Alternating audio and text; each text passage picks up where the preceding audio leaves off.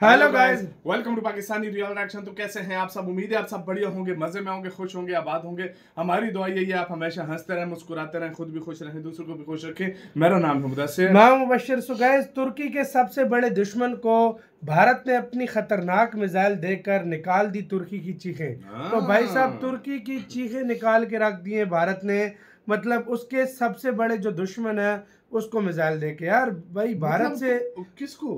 भाई कौन अब हो सकता है? आप देखते हैं, पहले तो वीडियो आर्मेनिया तो देखेंगे। नहीं है? आर्मेनिया, ग्रीस है, कोई और हो सकता है ना भाई। साइप्रस भी है। साइप्रस भी, वो भी दुश्मनों में है। हाँ। तो वो तो बड़ा फुदक रहा था भाई भारत के खिलाफ, तो अभी उसको ठंडा कर रहा है। मुझे यही तो लग मतलब रहा है। उसके दुश्मन, मतलब तुर्की भी लायक भाई। ये तो अब भारत हाथ धो के पीछे पड़ गया।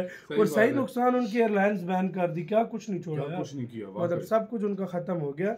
तो पहले देखते हैं क्या सीन है, बाकी बातें करेंगे बाद में। काउंटडाउन करते हैं भाई, 3 2 1 एंड स्टार्ट।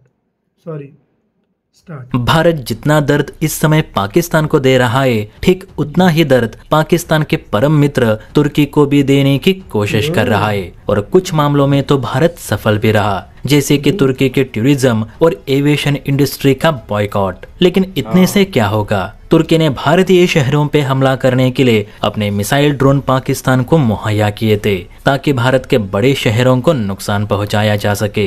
तो भला तुर्की के प्लेन्स रोककर ये बदला पूरा कैसे हो सकता था? अगर तुर्की ने भारत के खिलाफ हथियार उठाए थे, तो भारत ने भी तुर्की के खिलाफ हथियार उठाने में कोई भी हिचकिचाहट नहीं दिखानी चाहिए। हथियार का जवाब हथियार से ही देना चाहिए।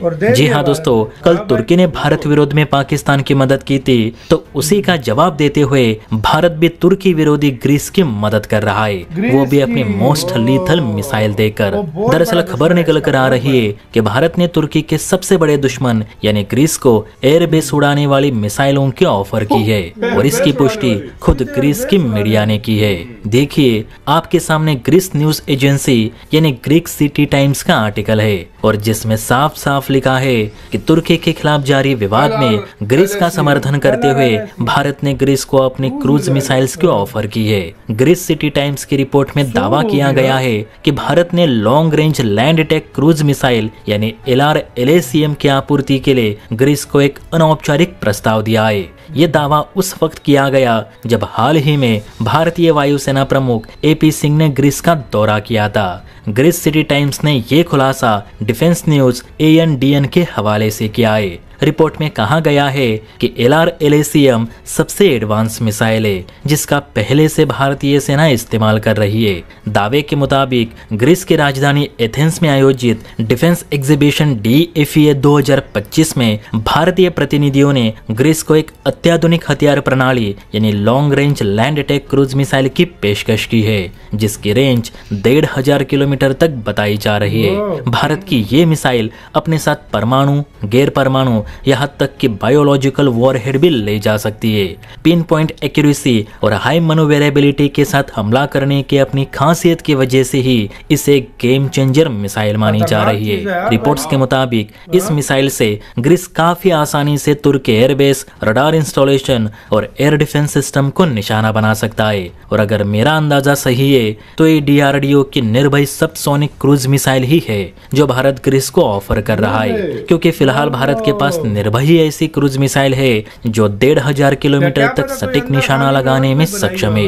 ग्रीक सिटी टाइम्स ने कहा है कि अगर ग्रीस भारत से मिसाइल खरीदता है तो इससे ग्रीस को अपने दुश्मनों के खिलाफ काफी गहरी स्ट्राइक क्षमताएं हासिल होंगी और पश्चिमी हथियार प्रणालियों पर ग्रीस की एक तरफा निर्भरता भी कम हो जाएगी। इसके अलावा ये डील इंडो पैसिफिक क्षेत्र में ग्रीस की जियोपॉलिटिकल स्थिति को भी मजबूत करेगा। ग्रीस फिलहाल पश्चिमी हथियार सिस्टम खासकर अमेरिका और फ्रांस पर काफी निर्भर है, लेकिन भारत के साथ ये संभावित डील ग्रीस को एक ग्लोबल साउथ सैन्य शक्ति के साथ जुड़ने का मौका देगा। भारत भी तुर्की को सबक सिखाना चाहता है, क्योंकि बीते दिनों तुर्की ने बहुत से भारत विरोधी कदम उठाए थे और आज भी उठा ही रहा है। सो ये डील ग्रीस के साथ साथ भारत के लिए भी काफी महत्वपूर्ण है। वैसे आपको क्या लगता है, क्या हमें तुर्की के खिलाफ ग्रीस का साथ देना चाहिए या फिर नहीं? इस पर आपके क्या विचार है, नीचे कमेंट करके जरूर बताइए। और हाँ, वीडियो अच्छी लगी हो तो बेल आइकन प्रेस करके चैनल को लाइक एंड सब्सक्राइब जरूर करें। जय हिंद।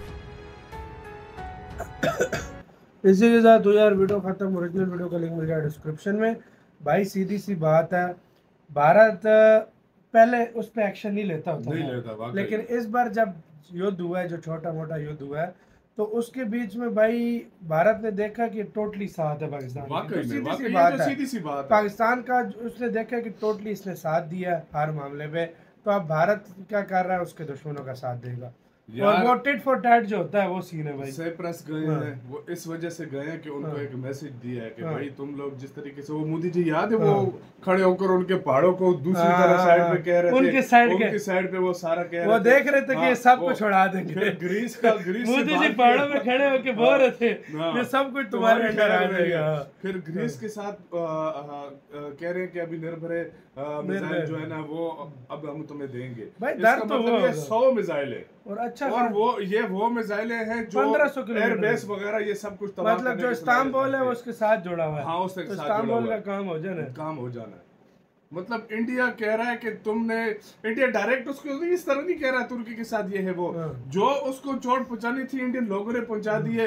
कुछ इंडियन गवर्नमेंट ने उनकी खत्म कर दिए उनके साथ कॉन्ट्रैक्ट वगैरह, लेकिन जो चीज बची थी ना, फर्ज करो कि उसको कोई मसला नहीं था, दूसरे देशों की मदद करता था, कभी क्या अभी आर्मेनिया को भी वेपन दे रहा है, तकलीफ तुर्की को और अजरबैजान को पहुंच रही है, और अभी जो है ना ग्रीस को भी दे रहा है। सबसे ज्यादा तकलीफ पहुंच रही है तुर्की को।